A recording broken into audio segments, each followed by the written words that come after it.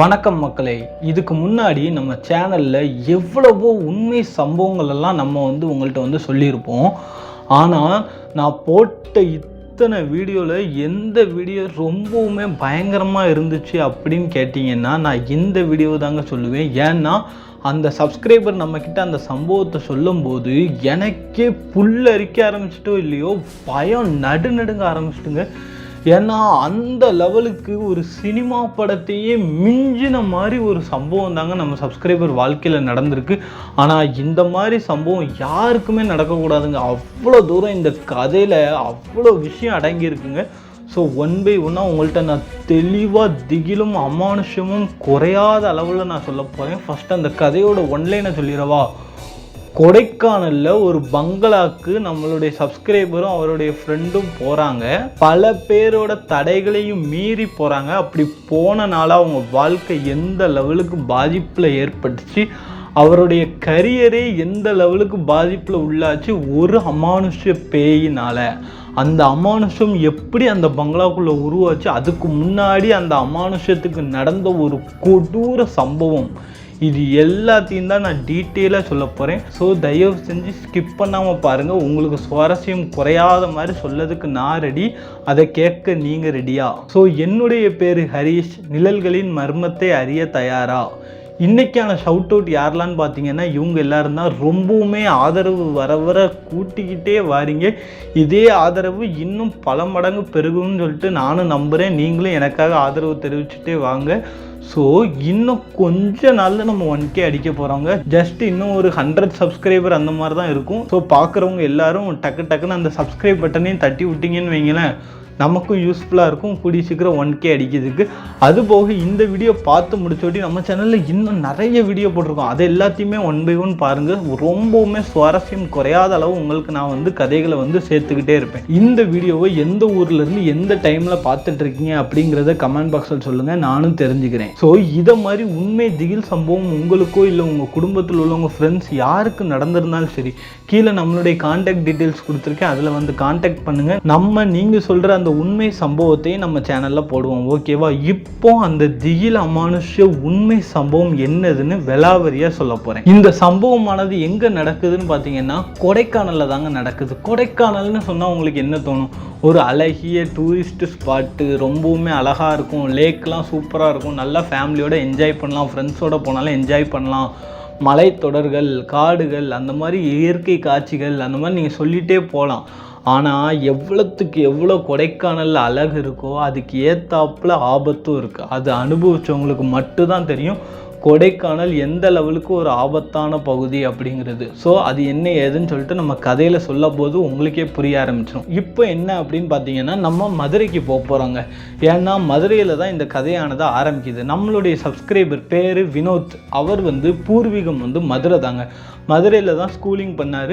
அப்போ காலேஜ் படிக்கிறதுக்காக இன்ஜினியரிங் தான் சேரணும் அப்படின்னு சொல்லிட்டு அவங்க வீட்டில் சொன்னாங்க. ஆனால் அவருக்கு விஸ்காம் படிக்கணும்னு ஆசைங்க. ஏன்னா அவருக்கு டைரக்ஷன் அதிலெல்லாம் பெரிதளவு இன்ட்ரெஸ்ட்டு. ஸோ விஸ்காம் படிக்கணும் அப்படிங்கிற மாதிரி முடிவு பண்ணிட்டு வீட்டில் பல எதிர்ப்புகளையும் தாண்டி சென்னையில் போய் விஸ்காம் படிக்கிறாருங்க.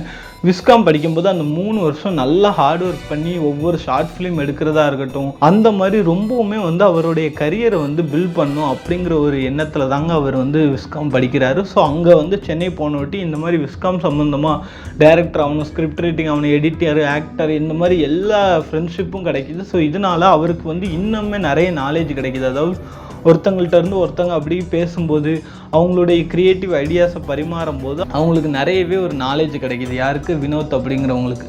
ஸோ இப்போ என்னாச்சு அப்படின்னு பார்த்தீங்கன்னா இந்த வினோத் டிகிரியை முடிச்சுட்டாருங்க. டிகிரியை முடிச்சுட்டு யார்கிட்டையாவது அசிஸ்டன்ட் டைரக்டராக சேரலாம் அப்படிங்கிற மாதிரி முடிவு பண்ணுறாரு. ஒவ்வொரு கம்பெனியாக ஏறி இறங்குறாரு. யார்கிட்டையாவது ஒரு ஏடி வாய்ப்பு கிடச்சிருமா, அது மூலியமாக எப்படியாவது நம்ம சினிமாவுக்கு வந்துடலாம் அப்படிங்கிற மாதிரி முடிவு பண்ணி எல்லார்ட்டையும் சான்ஸ் கேட்டுக்கிட்டே இருக்காரு. பட் இவர்கிட்ட கரெக்டான போர்ட்ஃபோலியோ இல்லைங்க. போர்ட்ஃபோலியோனா என்னென்னு உங்கள் எல்லாத்துக்குமே தெரிஞ்சிருக்கும். நம்ம ஆல்ரெடி பண்ண ஒர்க் எல்லாத்தையுமே ஒரு போர்ட்ஃபோலியோவை ரெடி பண்ணி வச்சுருந்தா அதை காட்டும் போது ஓகே இவனுக்கு இவ்வளோ டேலண்ட் இருக்குது, இவன் இந்த ஒர்க்லாம் பண்ணியிருக்கான்னு சொல்லி நம்ம மேலே ஒரு ட்ரஸ்ட் வேலைக்கு எடுப்பாங்க.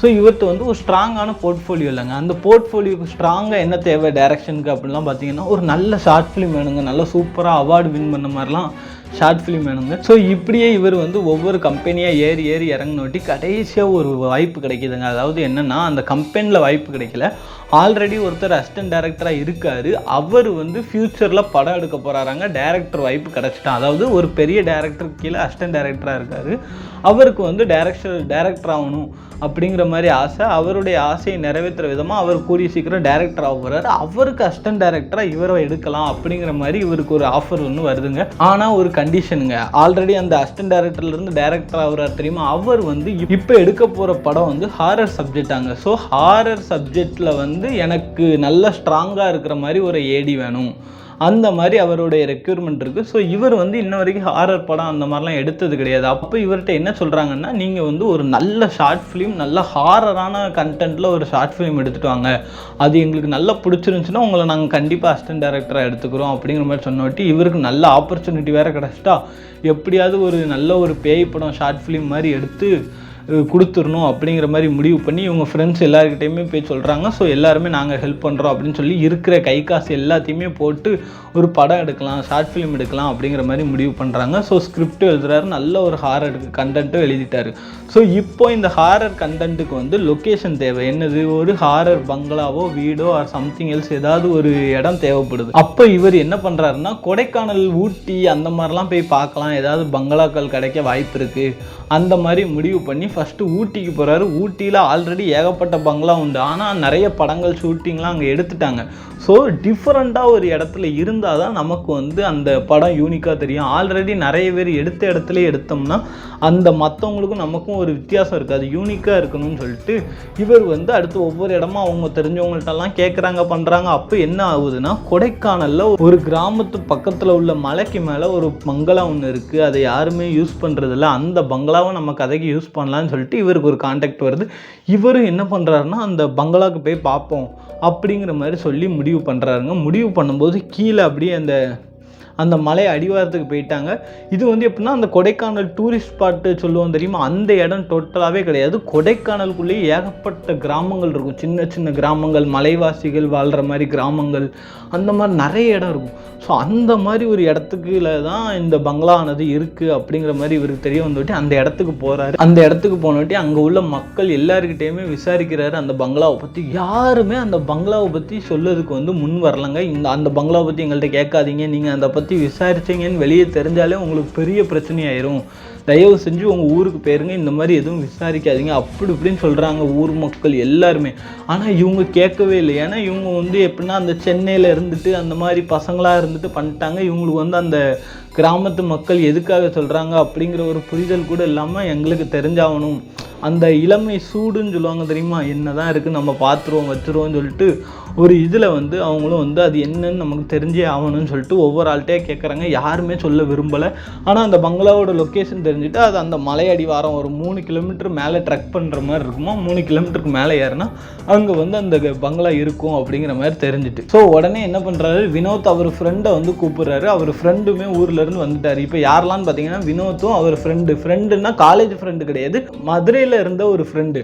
அதாவது இவங்க வந்து காலேஜ் படிப்பாங்க தெரியுமா, காலேஜ் படிச்சுட்டு இவர் லீவுக்கு மதுரைக்கு வருவார் தெரியுமா, அப்போ மதுரையில் உள்ள இவங்க ஃப்ரெண்டும் இவரும் சேர்ந்து நிறைய இடத்துக்கு போய் நைட்டு டென்ட் ஸ்டே பண்ணி தங்குறதா இருக்கட்டும், நிறைய இடத்துக்கு ட்ரிப்பு போகிறதா இருக்கட்டும், ஸோ இந்த மாதிரி நிறைய அட்வென்ச்சர் ஆக்டிவிட்டீஸ்லாம் இவங்க வந்து முன்னாடிலேருந்தே பண்ணியிருக்காங்க.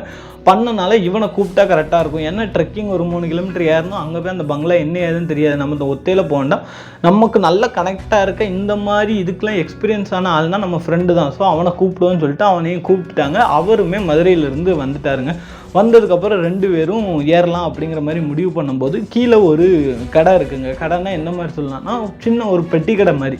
அதாவது அங்கே வந்து சின்ன சின்ன பொருட்கள் கிடைக்கும். இந்த மளிகை ஜாமான் ரொம்ப அளவுக்கு கிடைக்கலனாலும் அந்த கிராமத்துக்கு தேவையான அளவு சின்ன சின்ன பொருட்கள் இருக்கிற மாதிரி ஒரு பெட்டி கடை இருக்குங்க. அந்த பெட்டி கடைக்காரர்கிட்ட வந்து இந்த வழியாக தானே போனோம் அந்த பங்களாக்குன்னு நோட்டி, அப்போ அவர் சொல்கிறாரு, என்ன சொல்கிறாருன்னா, இவ்வளோ நேரம் அந்த ஊர் மக்கள் என்னெல்லாம் சொன்னாங்க, அதை பற்றி பேசாதீங்க, அங்கே போகாதீங்கன்னு தானே சொன்னாங்க. ஆனால் இப்போ அவர் என்ன சொல்கிறாரு, அந்த பெட்டி கடைக்காரர் என்ன சொல்கிறாருன்னா, தம்பி தயவு செஞ்சு அங்கே போகாதீங்க, அங்கே வந்து ஒரு பேய் இருக்குது, அந்த பேய் அந்த வழியாக போனவங்க யாரையுமே சும்மா விடாது, அங்கே ஒரு பயங்கரமான ஒரு ஆக்ரோஷமான ஆத்மா இருக்குது, நீங்கள் தயவு செஞ்சு போகாதீங்கன்னு நோட்டி இவங்க 2 பேரும். ஸோ இதுக்கு தான் வந்து கிராமத்து மக்கள் இப்படிலாம் சொன்னாங்களா, இந்த பேய் பிசாஸ் எல்லாம் நீங்கள் நம்பிட்டு இருக்கீங்களா என்னமோ அப்படின்னு சொல்லி அவரை போட்டு நல்லா சிரிக்க ஆரம்பிச்சிட்டாங்க.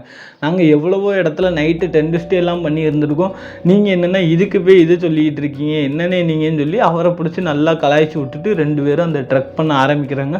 மேலே ஏறி அந்த பங்களாவை வந்து கண்டுபிடிச்சிட்டாங்க. அந்த பங்களா எப்படி இருக்குன்னா, யாருமே உபயோகப்படுத்தாமல் ரொம்ப பாலடைஞ்ச நிலைமையில அந்த அங்கங்கேன்னு ஒற்றை இருக்கும் தெரியுமா, அதாவது தூசி டஸ்ட்டு அப்படி இப்படின்னு அந்த பங்களாவே ஒரு மாதிரி பார்த்தாலே பேய் இருக்குன்னு சொல்லுவாங்க தெரியுமா, அந்த மாதிரி ஒரு பங்களாவாக தாங்க அது காட்சி அளிச்சிச்சான். ஸோ 2 பேருமே அந்த பங்களாவுக்கு பெய்யாச்சு பங்களாவை சுற்றி பார்க்கலாம் அப்படிங்கிற மாதிரி முடிவு பண்ணுறாங்க. அப்போ என்ன ஆகுதுன்னா, பங்களாவை சுற்றி பார்க்கறதுக்கு 2 பேரும் உள்ளே போகிறாங்க. உள்ளே போய் ஒவ்வொரு இடமும் சுற்றி பார்க்குறாங்க. அந்த பங்களா வந்து ரொம்ப பாலடைஞ்சு யாருமே யூஸ் பண்ணாமல் இருந்தால் எப்படி இருக்கும் அதை மாதிரி இருக்குது. அவங்க வந்து பார்த்துட்டு ஓகே தான் நமக்கு பெர்ஃபெக்டான லொக்கேஷன், பக்காவாக இது நமக்கு யூஸ் ஆகும், ஸோ இதை தான் நம்ம யூஸ் பண்ணுறோம் அப்படிங்கிற மாதிரி முடிவு பண்ணிட்டு 2 பேரும் வந்து அப்படியே சுற்றி பார்க்குறாங்க. வினோத்துக்கு வந்து ரொம்பவுமே பிடிச்சி போச்சு, ஏன்னா நான் ஆல்ரெடி சொல்ல மாதிரி தான். ஸோ என்ன பண்ணுறாங்கன்னா ஓகே அப்படின்னு சொல்லிட்டு அப்படியே அந்த பங்களா விட்டு வெளியே வரும்போது பின் கேட் வழியாக வெளியே வராங்க. பின் கேட்டில் பார்த்தீங்கன்னா ஒரு குட்டி வீடு இருக்குங்க. அந்த வீடு எப்படின்னா அந்த பங்களா ஒட்டினாப்லேயே இருக்குது, அதாவது இந்த வாட்ச்மேனுக்குலாம் ஒரு சின்ன ரூம் மாதிரி கட்டி கொடுப்பாங்க தெரியுமா, அந்த மாதிரி ஒரு ரூம் மாதிரி இருக்குது. அந்த ரூமுக்குள்ளே வந்து ஒரு மாதிரி ஒரு கெட்ட வாடையானது வருதுங்க. அப்போ என்னடா இது, ஏதோ ஒரு கேவலமான வாடை வருது அப்படின்னு இவங்க என்னென்னா ஏதாவது ஒரு மிருகம் செத்து கிடக்கும், அதாவது எலியோ ஏதாவது ஒரு இது வந்து செத்து கிடக்கும், மலை மேலே உள்ளது தானே அப்படிங்கிற மாதிரி சொல்லிட்டு விட்டுட்டாங்க. ஸோ என்ன ஆகுது, இப்படியே வந்து 2 பேரும் கீழே இறங்கலாம் அப்படின்னு முடிவு பண்ணுறாங்க. முடிவு பண்ணும்போது என்ன ஆகுதுன்னா, வினோத் சொல்கிறாரு வேணாம் மச்சான், நம்ம இங்கே இருப்போம், நைட்டு இருந்து நைட்டு லொக்கேஷன் எப்படி இருக்குன்னு பார்ப்போம், ஏன்னா நைட் நேரம் இந்த பங்களா எப்படி இருக்குன்னு தெரிஞ்சாதான் நமக்கு இன்னும் கொஞ்சம் யூஸ்ஃபுல்லாக இருக்கும். ஏன்னா நம்ம ஃபுல் ஷூட்டிங் வந்து நைட்டு தான் பண்ண போகிறோம், டென்ட் எல்லாமே தான் நம்ம எடுத்துகிட்டு வந்துட்டோம்ல, ஸோ இது பக்கத்துலேயே எங்கேயாவது நம்ம டென்ட்டை போட்டு படுத்துருவோம் அப்படிங்கிற மாதிரி முடிவு பண்ணுறாங்க. முடிவு பண்ணிட்டு என்ன ஆகுது, அவர் ஃப்ரெண்டும் இருந்துக்கிட்டு ஓகேடா மச்சான் நம்ம இங்கேயே படுத்துருவோம் அப்படின்னு சொல்லிட்டு 2 பேரும் ஒரு இடத்துல போய் டென்ட்டு போட்டு அந்த டென்ட்டில் வந்து 2 பேருமே படுத்துட்டாங்க. ஸோ படுத்துட்டு இருக்கும்போது என்ன ஆகுதுன்னா, இப்போ தான் இந்த கதையில் அமானுஷ்யம் அப்படிங்கிற ஒரு விஷயமே ஸ்டார்ட் ஆகுதுங்க. என்னாச்சு அப்படின்னு பார்த்தீங்கன்னா, வினோத்துக்கு ஒரு கொலுசு சவுண்டு கேட்குதுங்க. அந்த கொலுசு சவுண்டானது என்னென்னா, அங்கிட்டும் இங்கிட்டும் ஓடுற மாதிரி அந்த ஜிங்கு ஜிங்கு ஜிங்குன்னு கேட்கும் தெரியுமா, அங்கிட்டும் இங்கிட்டும் ஓடுற மாதிரி பயங்கரமாக கொலுசு சவுண்டு கேட்டுக்கிட்டே இருக்குங்க. இவர் வந்து ஸ்டார்டிங்கில் வந்து ஏதோ பூச்சி சவுண்டாக இருக்கும், அந்த இருட்டு நேரங்களில் பூச்சி சவுண்டு இருக்கும் தெரியுமா, அதுதான் நினைக்கிறாரு. ஆனால் போக போக அந்த சவுண்டானது நல்லா கிளியராக இருக்குது, பூச்சி சவுண்டு இப்படி இருக்காது, பக்காவாக கொலுசு சவுண்டு கேட்டால் எப்படி இருக்குது அந்த மாதிரி தாங்க இருக்காங்க. ஸோ டக்குன்னு இவர் என்ன பண்ணுறாரு, எந்திக்கிறாரு, என்னடா சவுண்டு எங்கே கேட்குது அப்படின்னு சொல்லிட்டு சுற்றியும் முற்றியும் பார்க்குறாரு.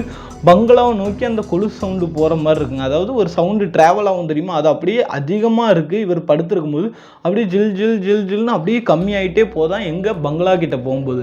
அப்போ உடனே என்ன பண்ணுறாரு, இவர் உடனே எந்திரிச்சு என்ன ஏது அப்படின்னு சொல்லிட்டு சவுண்டை நோக்கி போய்கிட்டே இருக்காரு. அது பார்த்தா பங்களா கிட்ட போது, பங்களாக்கு பின்னாடி உள்ள ஒரு சின்ன வீடுன்னு சொன்னேன் தெரியுமா, அந்த வீட்டுக்கிட்டவே முடியுதுங்க. இவர் என்ன நினைக்காருன்னா, பழங்குடியின மக்கள் யாராவது ஒருத்தங்களா இருக்கும் அப்படிங்கிற மாதிரி நினைக்காருங்க. ஏன்னா பழங்குடியின மக்கள் இதை சுற்றி இருப்பாங்க, ஸோ அதுலேருந்து யாராவது ஒருத்தங்க இந்த மாதிரி வந்திருப்பாங்க போல் அப்படிங்கிற மாதிரி இவர் யோசிக்காரு. இவர் யோசிச்சுட்டு யார் அது அப்படிங்கிற மாதிரி தேடுறதுக்கு நைட் நேரம் அலையிறாரு. ஆனால் இவர் பண்ண தப்பு என்னன்னா, இவர் ஃப்ரெண்டை வந்து கூப்பிட்டே போலங்க, கூப்பிடாம இவரே ஒத்தையில டார்ச் லைட் எடுத்துட்டு போக ஆரம்பிச்சிட்டாரு. ஸோ இதுக்கப்புறம் என்ன ஆகுது அப்படின்னு பார்த்தீங்கன்னா, இவர் வந்து சுற்றியும் முற்றியும் டார்ச் எடுத்து தேடிக்கிட்டே இருக்கும்போது ஏதோ ஒன்று எரியிற ஸ்மெல்லு வருதுங்க. அதாவது இந்த பொணம்லாம் எரியும் தெரியுமா, அப்போ ஒரு வாடை வரும் பாருங்க, அந்த பொணம் எரியிற வாடை இவருக்கு எங்கேயோ வருதாங்க. அப்போ இவருக்கு அவ்வளோ நேரம் இருந்தவருக்கு கொஞ்சம் கொஞ்சமாக பயமானது ஏற்படுதுங்க. ஐயோ என்னவா இருக்கும் அப்படிங்கிற மாதிரி ஒரு பயமானது ஏற்படும் போது என்ன ஆகுதுன்னா, இவர் சுற்றியும் முற்றியும் பார்க்குறாரு, யாருமே இல்லை. திடீர்னு யாரோ ஒரு ஆள் ஓடுற மாதிரி ஒரு சவுண்டுங்க. இவர் டக்குன்னு பின்னாடி ஓடி போய் பார்க்குறாரு. பார்த்தா ஒரு பொண்ணு தாங்க, அதாவது அது பேய் மாதிரியே இல்லை, ஒரு பொண்ணு தான். பக்கத்தில் இருந்து ஒரு ஆற்று வழியாக கடந்து போகிறாங்க அந்த பொண்ணு. ஸோ இவர் டக்குன்னு அந்த பொண்ணு டார்ச் லைட் அடித்து பார்த்துட்டாரு. அந்த பொண்ணு தன்னுடைய ட்ரெஸ்ஸை தூக்கி பிடிச்சிட்டு அந்த ஆத்தங்கரையை அப்படியே கடந்து ஓடும்போது அவருடைய குழு சவுண்டு இவர் கேட்குது. இவர் அந்த பொண்ணை பார்த்துட்டாருங்க. அப்போவாது அவர் ஃப்ரெண்டுக்கிட்ட போய் கூப்பிடணுமா வேண்டாமா, எதுவுமே பண்ணாமல் இவர் என்ன பண்ணுறாருன்னா, உடனே வந்து அந்த பொண்ணை பின்தொடர்ந்து போகலாம், கதை தெரியும், அதை வச்சு கூட நம்ம இதில் கொஞ்சம் ஏதாவது நம்ம கதைக்கு யூஸ் ஆகும்னு சொல்லிட்டு அந்த பொண்ணை பின்தொடர போகிறாரு. கொஞ்ச நேரத்துக்கு மேலே அந்த பொண்ணை காணுங்க. அது போக பார்த்தீங்கன்னா இவர் அந்த ஆற்றை கடக்கும்போது அந்த ஆற்றோட ஆழம் இங்கே வரைக்கும் இருக்குமாங்க. டக்குன்னு எந்திரிச்சு விறுவிறுன்னு ஓடி போயிட்டாரு. அவர் ஃப்ரெண்டு என்னன்னா இவனை காணும், எங்கடா வினோத்தை காணும் அப்படிங்கிற மாதிரி நினச்சிக்கிட்டு உடனே அந்த பங்களா கிட்ட வந்து டார்ச் அடிச்சு அவரும் பார்த்துட்டு இருக்காரு. வினோத் முழுசாக நனைஞ்ச நிலைமையில வந்து நிற்காராங்க. அப்போ அவர் ஃப்ரெண்டு பார்த்துட்டு என்ன மச்சான் இப்படி நனைஞ்சிருக்க, இந்த டயத்தில் போய் எவனாவது ஆற்றுல குளிப்பான் அப்படின்னு நோட்டி வினோத் வந்து என்ன சொல்கிறாருன்னா இந்த மாதிரி ஒரு பொண்ணு நான் பார்த்தேன் அப்படி இப்படின்னு நோட்டி அவர் ஃப்ரெண்டு நம்பவே இல்லைங்க. சும்மா எதையாவது பார்த்துட்டு இதுக்கு தான் நைட்டு இங்கே தங்க வேண்டாம்னு சொன்னேன், சும்மா எதையாவது பார்த்துட்டு இந்த மாதிரி பண்ணிகிட்டு இருப்பேன், நீ இப்படி தான் என்னத்தையாவது ஒரு பிரம்மையை கண்டுக்கிட்டு இப்படி தான் அடிக்கடி உளறிட்டு இருப்பேன், பெசாமல் ஏறி அப்படின்னு சொல்லி திட்டி விட்றாரு. திட்டினோட்டி இல்லை நான் பார்த்தேங்காரு. ஆனால் அதுக்கப்புறம் அவர் ஃப்ரெண்டுமே வந்து பார்க்காரு, எந்த பொண்ணும் இல்லை, எந்த பொண்ணு வந்ததுக்கான அடையாளமும் இல்லை, அந்த மாதிரி இருந்துச்சு. ஸோ திரும்பவுமே 2 பேருமே போய் படுத்துட்டாங்க. திரும்பவும் 2 பேரும் படுத்தோட்டி வினோத்துக்கு வந்து மனசே ஓடலை. என்னடா இது, அந்த பொண்ணை நம்ம இப்படி மிஸ் பண்ணிட்டோமே, அது போக எங்கே போய் அந்த பொண்ணை தேடுது, காலைல போய் எங்கேயாவது தேடிடுவோம் அப்படிங்கிற மாதிரி முடிவு பண்ணோட்டி இவர் வந்து அப்படி படுத்துருக்காருங்க. படுத்திருந்தோட்டி சரி அப்படின்னு சொல்லிட்டு என்ன பண்ணுறாரு, யூரின் போகலாம் அப்படின்னு முடிவு பண்ணிட்டு எந்திக்காருங்க.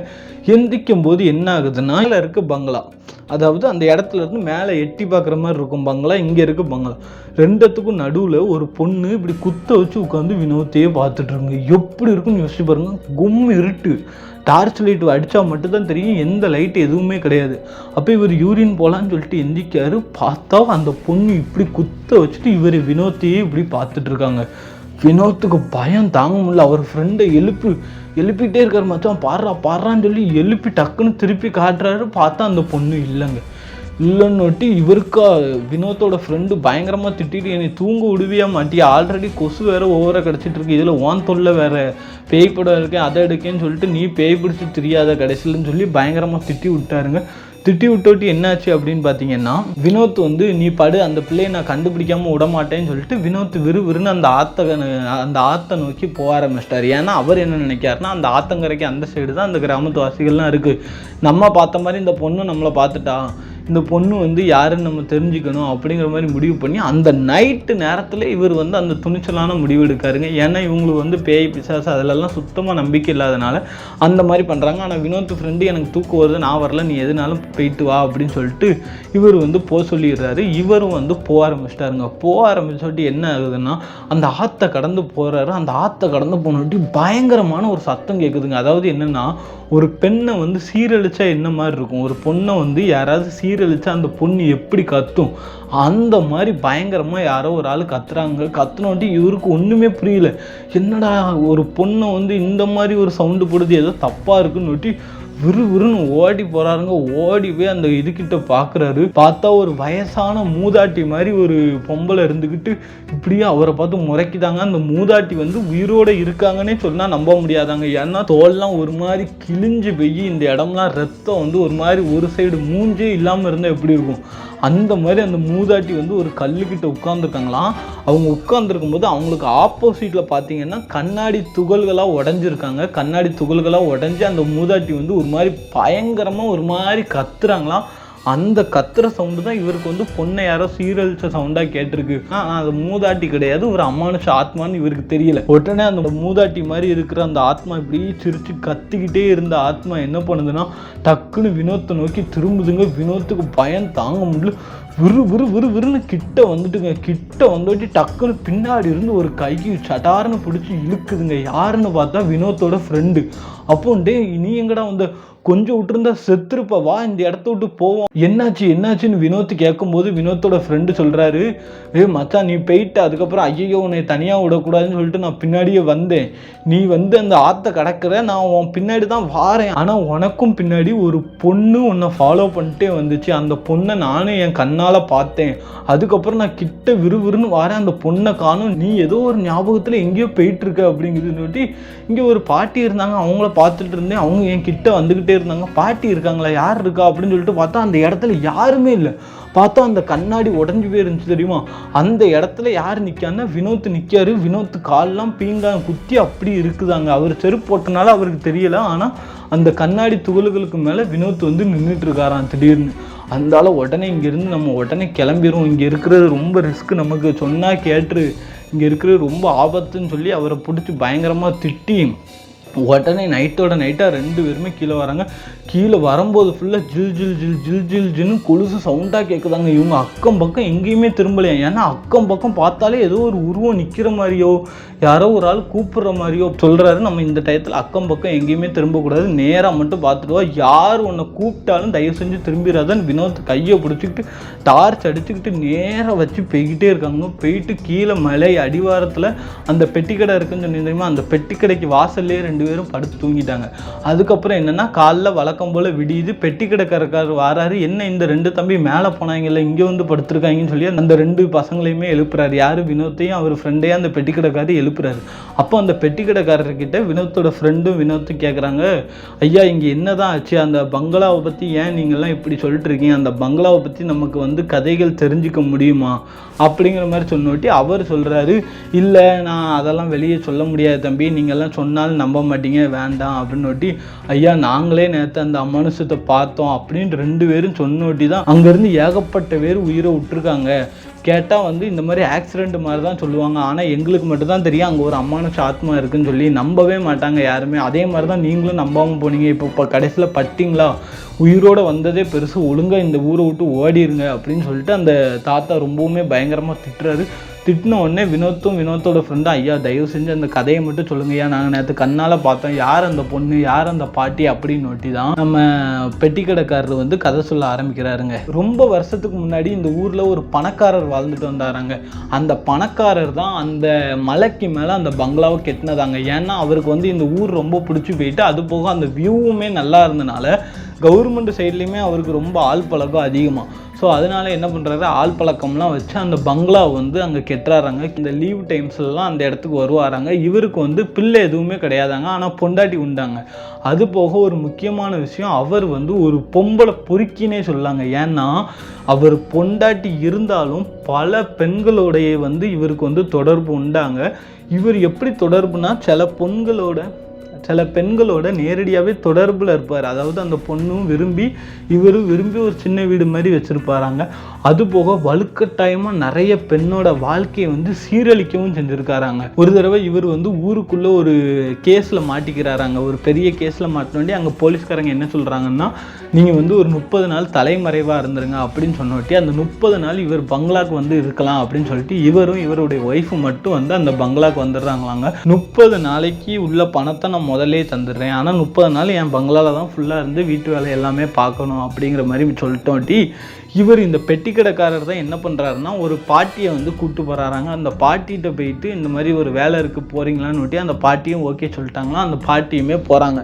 போனோட்டி அவங்க சொல்கிறாங்க, ரொம்ப வயசானவளாக இருக்க, நீலாம் சரிப்பட்டு வரமாட்ட, எங்களுக்கு நிறைய வேலை இருக்குது வீட்டில், எல்லா வேலையும் நீ தான் பார்க்கணும் அப்படிங்கிற மாதிரி சொன்னோட்டி, ஐயா என் பேத்தி இருக்கா, நான் அவளை தான் அனுப்ப போகிறேன், இந்த மாதிரி காசெல்லாம் முதல்ல தந்துடுவீங்கன்னு சொன்னோட்டி உன் பேத்தியை கூட்டு வா அப்படின்ட்டு இருக்காங்களாங்க. அப்போ அந்த பேத்தியை கூட்டு வந்தோட்டி அந்த பேத்தியை பார்த்தோட்டியே அந்த பணக்காரருக்கு வந்து ரொம்ப பிடிச்சி போச்சு. அந்த பொண்ணு அவ்வளோ அழகாக இருந்தாலாம். இந்த பேத்தியுமே ஒரு வாரம் நல்லா தாங்க வேலை பார்த்துட்டு இருந்தாலாம். வேலை பார்த்துட்டு இருக்கும்போது என்னன்னா, வீடு தூக்கும்போது துணி துவைக்கும் போதெல்லாம் இந்த பணக்காரர் வந்து ஒரு மாதிரி அந்த பொண்ணை தப்பான பார்வையிலே பார்க்குற மாதிரி அந்த பொண்ணுக்குமே ஃபீல் ஆகிருக்கு. ஸோ இப்போ என்ன பண்ணுறாங்கன்னா, அந்த அம்மா கிட்ட போய் சொல்கிறாங்க, யார்கிட்ட, அந்த பணக்காரரோட மனைவி கிட்டே, இந்த மாதிரி ஐயா வந்து என்னை ஒரு மாதிரி பார்க்குறாருமா அப்படின்ற மாதிரி சொன்னாட்டி அவர் அப்படிலாம் கிடையாது, நீ ஏதாவது தப்பாக எதுவும் நினச்சிக்காத அப்படின்னு சொல்லிட்டு அந்த பொண்ணை வந்து தேத்திடுறாங்க. ஆனால் அந்த பணக்காரரோட பொண்டாட்டிக்கே தெரியும் தன்னுடைய கணவர் அப்படிப்பட்டவர் தான் அப்படிங்கிறது.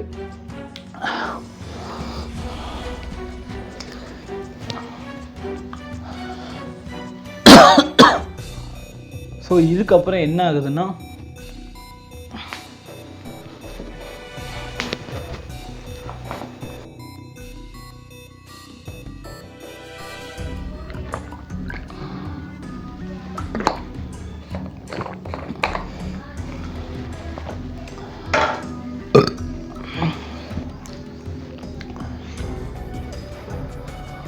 இதுக்கப்புறம் என்ன ஆகுதுன்னா, அந்த பொண்ணு வந்து அந்த பாட்டிக்கிட்ட போயிருமாங்க. அதாவது அந்த பாட்டி வந்து பொண்ணும் அந்த பாட்டியும் வந்து ஸோ இரவு நேரங்களில் அந்த பொண்ணு வந்து அந்த பாட்டிக்கிட்ட போயிருவாங்க. அந்த பாட்டி வந்து அந்த பேத்தியை பார்க்கறதுக்கு வருவாங்க. பேத்தியும் போய் ஆச்சியை 1 மணி நேரம் பார்த்துட்டு வருவாங்களாங்க.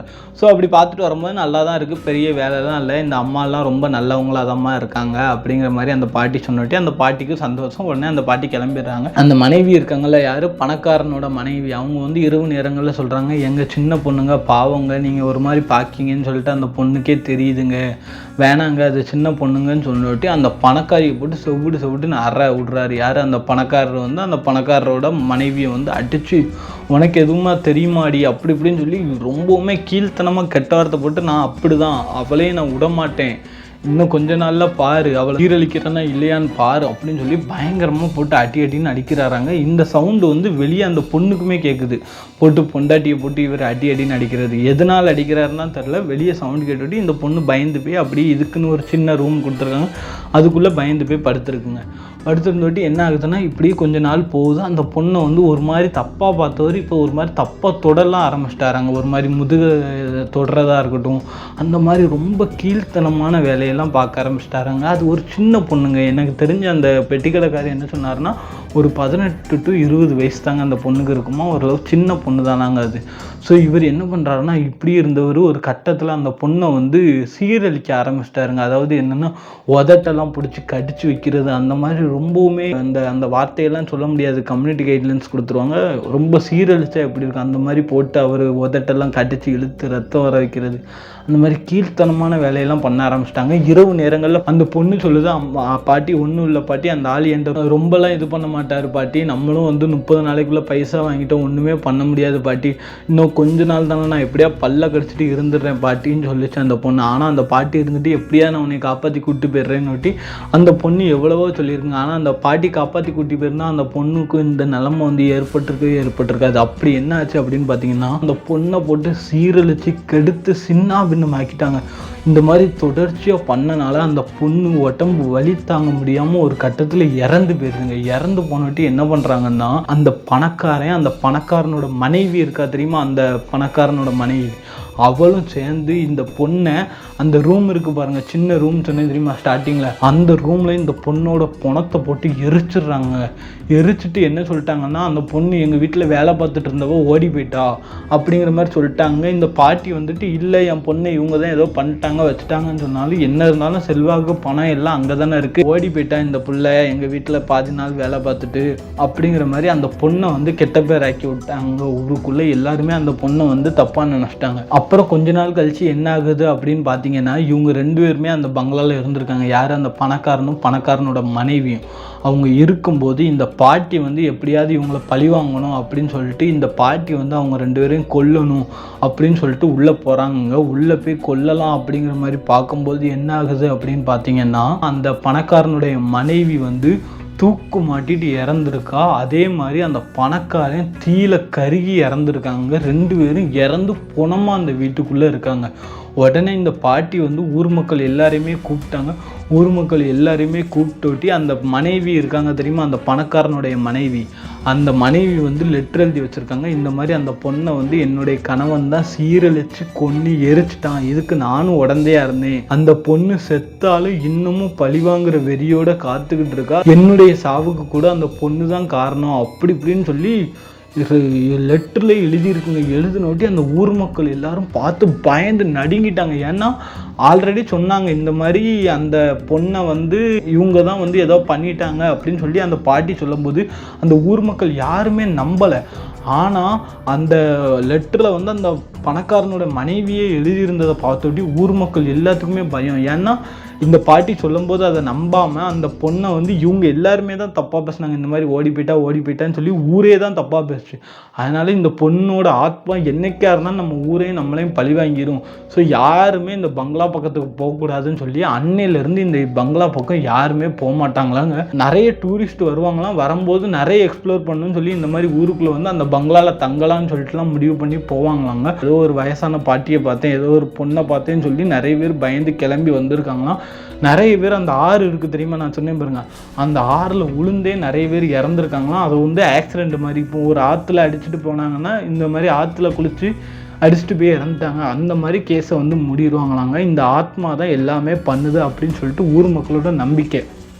இப்போ என்ன ஆகுது அப்படின்னு பார்த்தீங்கன்னா, இந்த கதையெல்லாம் சொல்லி முடிச்சுட்டி வினோத்தும் அவர் ஃப்ரெண்டும் நடுங்கி போயிட்டாருங்க. ஏன்னா அவங்க 2 பேருமே அந்த பாட்டியையும் அந்த பொண்ணையும் கண்ணால் பார்த்துருக்காங்க. 2 பேருமே பார்த்தனால 2 பேருக்குமே பயம் நடுங்க ஆரம்பிச்சுட்டு உடனே என்ன பண்ணுறாங்கன்னா, இந்த ப்ராஜெக்டே கைவிடுறாங்க. இந்த மாதிரி பேய் விஷயத்தில் விளையாடவே கூடாது, இந்த மாதிரி பேய் படம் எடுக்கிறதா இருந்தாலும் செட்டு போட்டு எடுத்துக்கலாம். அதுக்கப்புறம் வினோத் வந்து ஒரு 1.5 வருஷம் பக்கமாக டைரக்ஷன் எந்த ஃபீல்டுலேயுமே போகாமல் இப்போ ஒரு வெட்டிங் ஃபோட்டோகிராஃபராக இருக்காருங்க. ஏன்னா நீங்கள் யோசிச்சு பாருங்களேன், இவர் ஏதாவது ஒரு விஷயம் பண்ணி அந்த ஷார்ட் ஃபிலிம் எடுத்திருந்தாருன்னா இந்நேரம் ஒரு பெரிய டைரக்டருக்கு அசிஸ்டன்ட் டைரக்டராக கூட இருந்திருக்கலாம், இல்லைன்னா இவரே ஒரு பெரிய டைரக்டராக கூட இருக்கலாம்.